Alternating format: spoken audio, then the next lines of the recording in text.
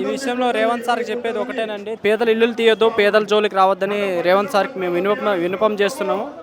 చాలా కష్టపడి కొనుక్కున్నాం సార్ మేమందరూ.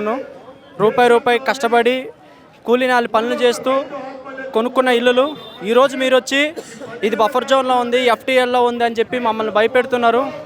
చాలామంది మా ఇంట్లో పిల్లలు కానీ మా అమ్మ నాన్నలు కానీ వాళ్ళు షుగర్ తోటి బీపీ తోటి నానా ఇబ్బందులు పడుతున్నారు సార్.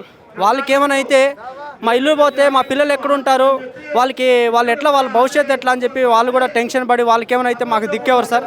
దయచేసి పేదవాళ్ళ ఇంటిల జోలికి రావద్దు, మూసి పక్షాలను చేసుకోండి, నో ప్రాబ్లం సార్. చాలా జాగా ఉంది, మీరు అదంతా ప్రక్షాళన చేసుకోండి.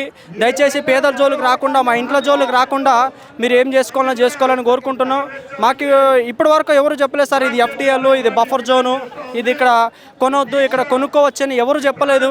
కొనుక్కున్నాం, అయిపోయింది, ఇల్లులు కట్టుకున్నాము, రిజిస్ట్రేషన్లు అయిపోయినాయి, అన్నీ రెగ్యులరైజేషన్ చేసేసారు, అన్నీ ఉన్నాయి సార్. ఏం లేకుండా లేవని లేవు, అన్నీ ఉన్నాయి. మాకు కరెంట్ ఇచ్చారు, నీళ్ళు ఇచ్చారు, రోడ్లు వేసారు, అన్నీ గవర్నమెంటే కదా సార్ ఇచ్చింది. మాకు రోడ్ వేసిందంటే మేము వేసుకున్నాం, గవర్నమెంటే వేసింది. ఒక డ్రైనేజ్ వ్యవస్థ అంటే అది గవర్నమెంట్కి సంబంధించింది, ఒక ఎలక్ట్రిసిటీ డిపార్ట్మెంట్ అంటే అది గవర్నమెంట్ సంబంధించింది. ఇవన్నీ గవర్నమెంట్ ఇచ్చి ప్రొవైడ్ చేసినప్పుడు ఇక్కడ గవర్నమెంటే వాటర్ సప్లై పెట్టింది, నల్ల కలెక్షన్ కరెంట్ సప్లై పెట్టింది, డ్రైనేజ్ సిస్టమ్ పెట్టారు. ఇవన్నీ పెట్టినప్పుడు ఇంకా గవర్నమెంట్ ఎంతో సపోర్ట్ చేసినప్పుడు ఇది గవర్నమెంట్ అథారిటీ అని మేము కొనుక్కున్నాము. మేము ఇప్పుడు ఇళ్లలో ఉన్నాం.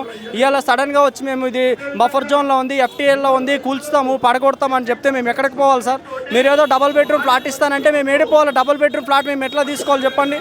మేము లక్షలు పెట్టి కొనుక్కున్నాం సార్. మా హైదరాబాద్లో మా సొంత ఇల్లు ఉండాలని చెప్పి మా కళలు కానీ రాత్రి పగలు నిద్రపోకుండా పనులు చేసుకుంటూ కూలీనాలి పని చిన్న పనులు ఏవో చేసుకుంటూ మాకు కలిగిన దాంట్లో మేము చేసుకొని చిట్టీలు వేసుకొని వాటిని ఎత్తుకొని అవి కూడా ఇంకా ఈఎంఐలు కంప్లీట్ కాలేదు సార్. మేము తీసుకున్న స్థలాలకు కానీ మా గోల్డ్ అంతా బ్యాంకుల్లో పెట్టుకొని తీసుకొచ్చి చేయడం జరిగింది. దయచేసి మా ఇళ్ళ జోలికి రావద్దు, మూసి జోలికి అసలే రావద్దు సార్. మీరు ఏం చేసుకుంటారో లోపల చేసుకోండి, మా ఇల్లు వద్దు, మాకు డబుల్ బెడ్రూమ్ ఫ్లాట్లు అంతకంటే వద్దు సార్. మా ఇల్లు మాకే కావాలి, మీ డబుల్ బెడ్రూమ్ ఫ్లాట్లు మాకు వద్దు, మా ఇళ్ళల్లో మేమే ఉంటాం.